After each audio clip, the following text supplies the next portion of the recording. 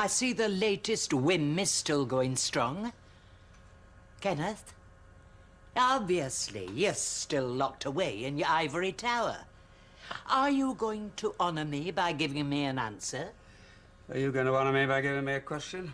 When are you going to finish all this nonsense? What sort of a mess is this? What do you look like? I'll finish when I finish. It's a creative mess, and what was the other one? Morning. Oh. Still at it. It's a great novel. All night. You didn't come to bed at all, did you? Moses' Bake-Up went like this. Ended up in a padded cell for 3 months and came out with a religion. Look, Mother, why don't you go and make a cup of tea? No, leave it. Yeah. Well, I was just putting No, it... I said leave it. If we could just clear a space for breakfast. Right, I'll keep it on my side. Your side? It's the family dining table. Look, I'm trying to get all this down on my computer, and the constant interruptions from your mother don't help. She's been asleep all night. Yeah, but she's not asleep now, is she? Why don't you take her to Roy's and leave me in peace? So his lordship's gonna make us all live in squalor while he's playing at being a failed author. I know. Well, look at the state of it. He's gonna tidy it up when he gets back. Oh, well, that's good of him. And if I want to do a jigsaw? And did you last do one of those? I might get a hankering. Or Scrabble. Well, we haven't played in ages. Old paper. All musty. It won't be doing my chest any good, will it? Oh, God, this is ridiculous. I'm just gonna put it in a few neat piles. That can't do any harm, can it?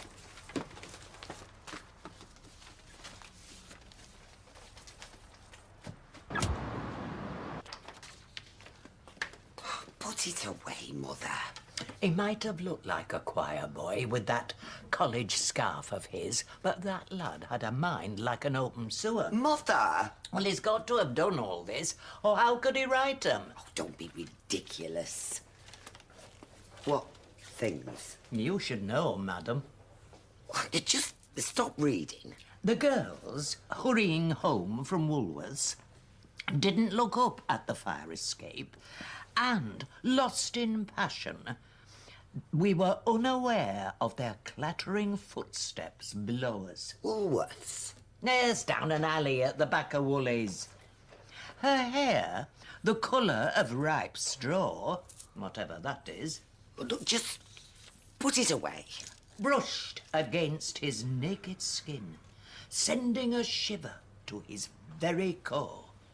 What sort of language is that, his very core? I don't remember any fire escape. Anyway. Hello, love.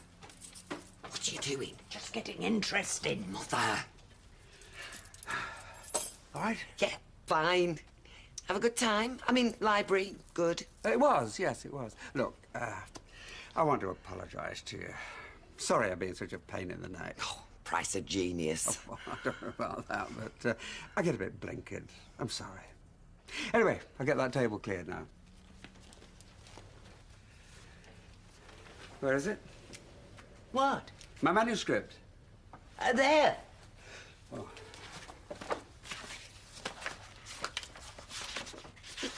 This is nothing. There's supposed to be 70 or more pages. Oh, well, it can't be far away. Did you take it to the library No, with of course you? I didn't. I left it there. What are you doing now? Well, it's got to be somewhere. Are you sure you haven't seen it, Mother? If I had, wouldn't I say? You'd have left it at the library. I just told you I didn't take it. Oh, so you say. I have some sort of feeling that you had it tucked under your arm. What, when I went to the library, you weren't even here. I could have looked out the window. And did you? No. Yeah. Come on, Deirdre, give me a hand. It's got to be somewhere.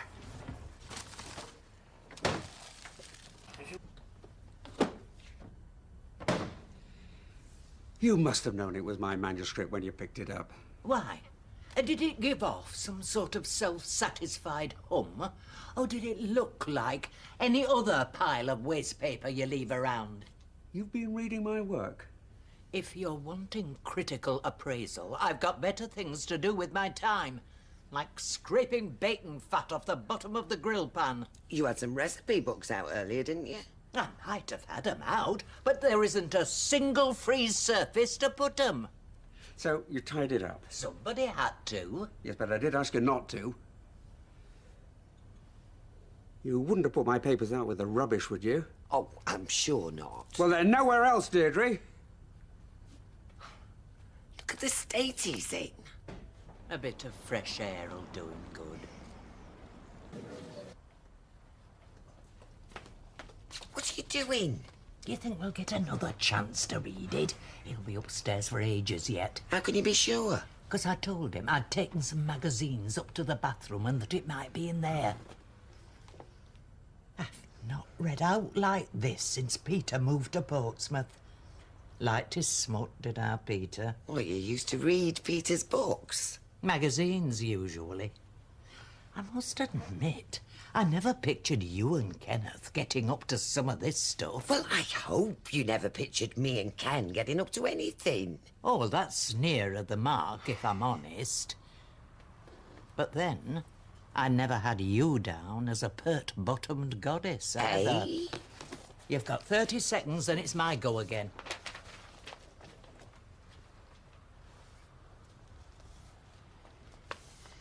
You didn't read over the page, did you? No, I struggled with one of them words. Is it Latin? Our hero has just gone back home to a marriage as stale as the breath of a 20-a-day habit wafting across the table. You found it! Oh, thank God! Where was it? This was written long before you met our Deirdre, wasn't it? Well, the original, yes, but the beauty of what I'm doing now is I'm revisiting it with 40-odd more years of life experience. Oh, and some of that experience must have been pretty painful. Well, that's life, Deirdre. It's not all a bed of roses, so where was it? Mixed up with the cookery books. Oh, such a relief. Yes, for all of us. Let's go for a drink to celebrate. Well, actually, I'd like to do a bit more work on it. Actually, I was talking to my mother. I mean, why would you want to spend your time with a fag-smoking Philistine? Deirdre, I have apologized. You haven't even begun.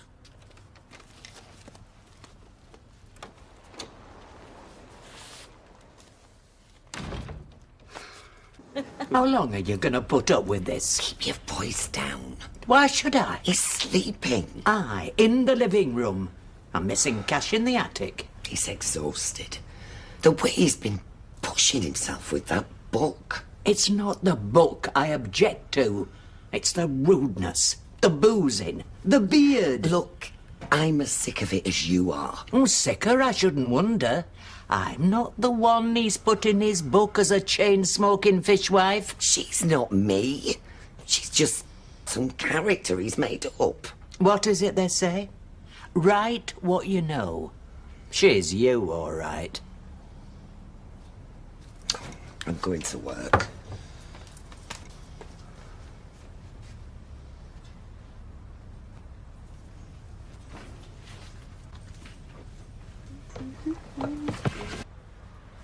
You're up, then? Perhaps we can have our living room back. Smells like an anchovies jockstrap in here. A shower wouldn't do you any harm.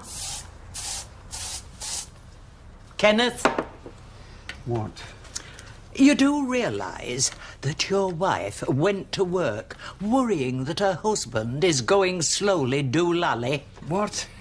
Deirdre, your wife, apart from yelling at her when you lost your precious manuscript, you've hardly spoken a civil word to her in weeks. I've been working on my book. Up all hours, drinking whiskey, growling at the rest of us like a demented Kenny Rogers. Look, I'm trying to write. I need to focus. Yes, that's what Dylan Thomas said, and look how he ended up. Oh.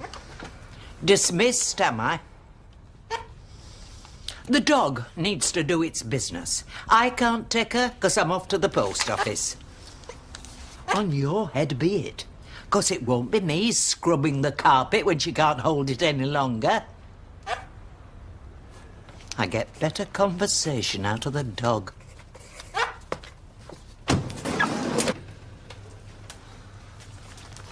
What are you doing back? Told him I felt poorly. Oh. Me and Ken had a big row before. I guessed as much. Where is he? Went out. I tried to tell him how worried you are, but I barely got her by your leave. It's like he's a different person. It's like he doesn't even want to be in the same room as me. And after what I read in there... It's only a book, Deirdre. You've changed your tune. You were the one who said it was all about me and him. You only read a bit of it. It was enough. If it were me, I'd want to make sure. I'm off for a lie down for an hour.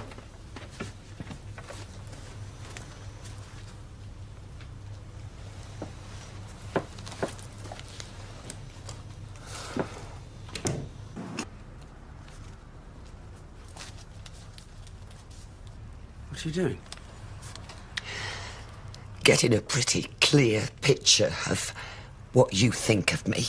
I asked you not to have a look at this. How dare you? How dare I? I'm sat here with my world falling apart, and all you care about is your precious flaming book. Have you lost your mind? This is a story, fiction. Oh, is it really? Clever grammar school boy born in the back streets of Manchester, dealing with the fools and harridans that surround him as he struggles to escape his roots. Sounds pretty damn familiar to me. Oh, grow up. There's parts of me in here, of course. Yeah, not just you, Ken? Because there's no bigger harridan than the fag-smoking monster he finishes up marrying, is there? No, I can't talk to you any like this. You can't talk to me, full stop. You've always thought you were too good for round here. Too good for me. Of course I don't. Well, a fella in there certainly does. But just answer me this, Ken. If I'm so boring, so parochial, as you put it, if round here is so bloody awful, then why did you never have the guts to leave? Oh, don't think I haven't tried. Don't think I haven't dreamed of it, but life happens, Deirdre. Things happen that you don't want to happen, and suddenly you're stuck fast, and there's nothing you can do. Well, you know where the door is. You've used it often enough. I can't believe your simplistic view on this. Oh, well, that's me all over, isn't it, Ken? Simple, stupid. Yeah, well, I would hardly say your reaction is exactly that of a towering intellect, would you? This book means everything to me. And instead of supporting me, all he did was care that some character might be based on you because she smokes. Because the man in there obviously thinks he's married beneath him. Well, then at least I've been able to use something from my own experience. Ah! He's always been somebody else holding you back, hasn't he, Ken? Not you. Never you.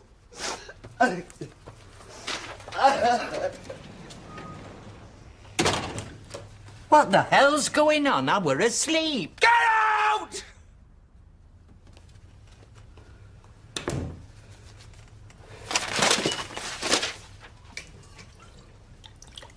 Deirdre?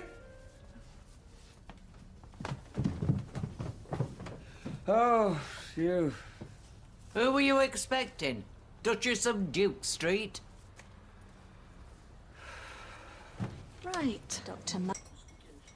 Oh, hi. I wondered where you got to. I've been to see our daughter. You fancy a brew? No, I'm going to go and have a bath. Deirdre, I just want to say again... I've heard your apologies, Ken, so save your breath. See, you've apologised for hurting me, but that doesn't quite cover the fact that you said it and meant it. Oh, look, Ken, I'm your intellectual inferior and still I've managed to string a sentence together. Get your hands off me. You grabbed me like that once before and time doesn't erase that memory. I don't think I'm above you, Deirdre. I love you. What a pity I haven't got Mike to run to now.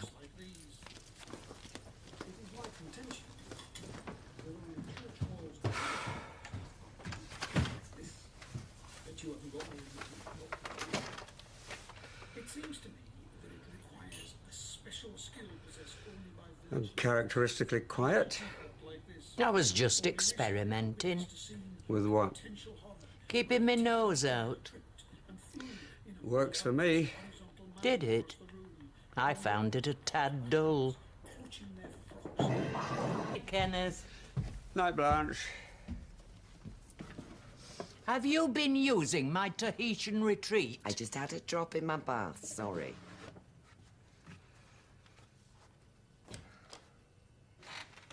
How was she? Tracy. Visit her yourself once in a while, you find out. Write her a letter, anything. Oh, sorry, I forgot. She's probably your intellectual inferior as well. Ken Barlow, president of Mensa, philosopher. Yes, I had to get a bit carried away with myself. Well, I'm glad somebody finds you entertaining. There's the hamper.